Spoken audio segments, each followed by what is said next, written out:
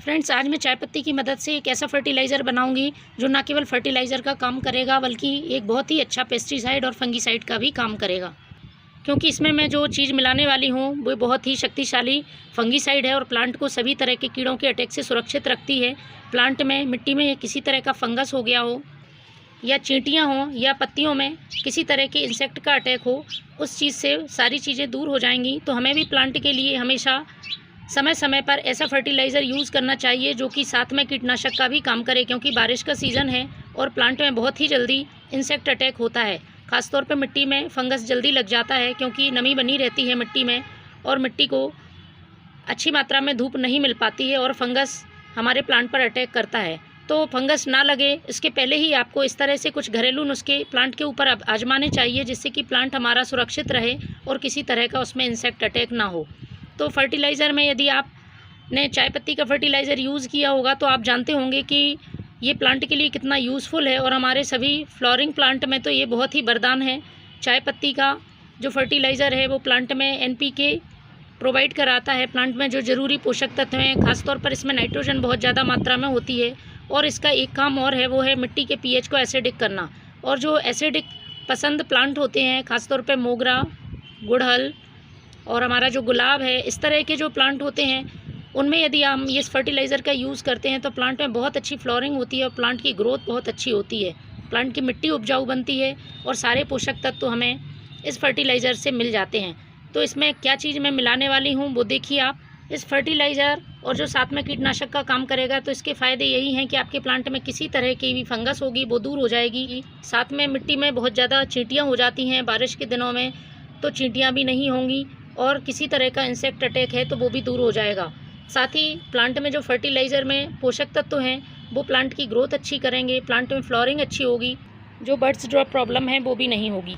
Fertiliser में बहुत ज़्यादा मात्रा में नाइट्रोजन होने की वजह से प्लांट की ग्रोथ बहुत अच्छी होगी, प्लांट में बहुत ज़्यादा ब्रांचेस निकलेंगी और छोटे से छोटे प्लांट भी ग्रोथ करेगा। ये देखिए हिबिस्कस का बहुत छोटा सा प्लांट है लेकिन हर ब्रांच पर इसमें बहुत ज़्यादा बर्ड्स और फ्लोरिंग हो रही है। तो इस तरह से यदि आप चाहते हैं तो छोटे से छोटे पौधे में भी आप फूल पा सकेंगे। इस तरह से समय समय पर आप जैविक होममेड फर्टिलाइज़र का इस्तेमाल करते हैं। तो चलिए बनाना शुरू करते हैं। पहले 1 गिलास पानी लेना है हमें, लेकिन आपको ठंडा पानी नहीं लेना है, पानी थोड़ा सा गर्म होना चाहिए जिससे कि मैं जो जो चीज़ें इसमें डालूँगी उनके पोषक तत्व तो बहुत जल्दी इस पानी में मिल जाएंगे और ये पानी उतना ही इफ़ेक्टिव हो जाएगा प्लांट के लिए। तो मैंने गर्म पानी लिया हुआ है और गर्म पानी में 1 चम्मच ये फ्रेश टी लीफ डालनी है। 1 चम्मच फ्रेश टी लीफ डाल दी है।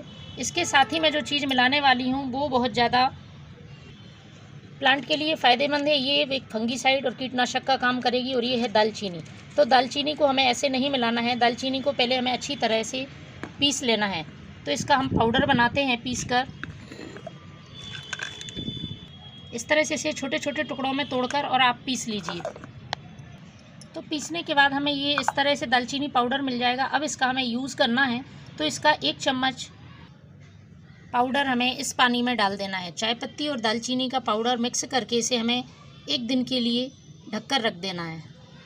और फ्रेंड्स, ये जो बचा हुआ पाउडर है यदि आप चाहें तो इसको डायरेक्ट भी मिट्टी में इस तरह से छिड़क सकते हैं। जिस भी आपकी मिट्टी में यदि कहीं पर भी चींटियाँ हैं या कोई कीड़े लगे हुए हैं तो इस तरह से आप छिड़काव कर सकते हैं।